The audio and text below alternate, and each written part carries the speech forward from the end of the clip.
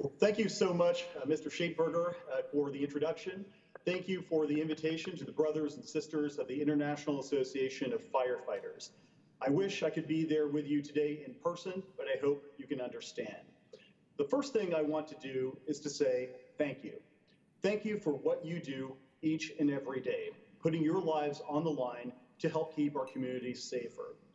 You know, there's a reason why little kids have long said and always will say that when they grow up, they want to be firefighters. And that's because you are the closest thing we've got to real life superheroes.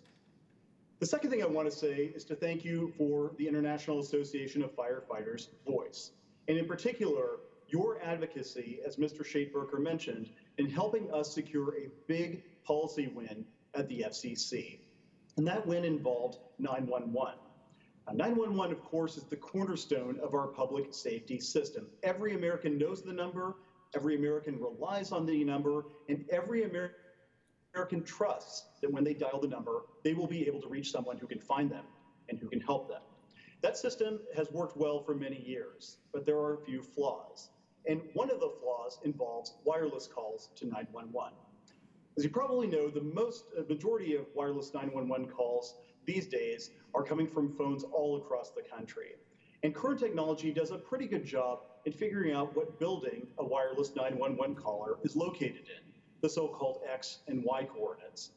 But things get a little more complicated when you're calling from a multi-story building, say an apartment complex or an office building. Even though you might know which building somebody is calling from if you're a first responder, the caller might not be able to or might not know the vertical location, the so-called Z-axis of where they're located. And that can be a problem because then first responders, firefighters, and others have to do a floor-by-floor search once they get to the scene. That search can cost you time, and lost time can mean lost lives.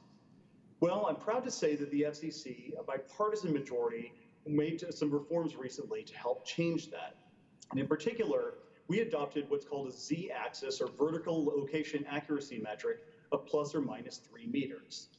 In English, that means that first responders like you will have more accurate information in order to target 911 callers before you reach the scene. Now, the reason why we were able to get to this point was because of the voice of the International Association of Firefighters. You were engaged, you were involved, and you helped us make this happen. And the reason is that there were naysayers out there when we started this process. Some folks were saying that we should slow down or even stop until we could mandate a Z-axis metric that was far more precise than plus or minus 3 meters, a technology that simply does not exist today. But the IAFF from the very beginning was at the vanguard saying, no, we need to push forward and make a difference now. You submitted comments, you wrote to us, and most importantly, Mr. Shapeberger, the general president, was our star witness. When voting in a bipartisan way, we adopted this plus or minus 3 meter standard. And I want to quote what he said because I think it's really important. He said, 3 meters is achievable now, can be easily implemented, will significantly speed up response, and most importantly, will save lives. Now, you don't need me to tell you, but when Harold Shapeberger talks, people listen. And the FCC listened in particular, and we approved those regulations right after he spoke. And one of the things I want you to know is that our work still isn't done.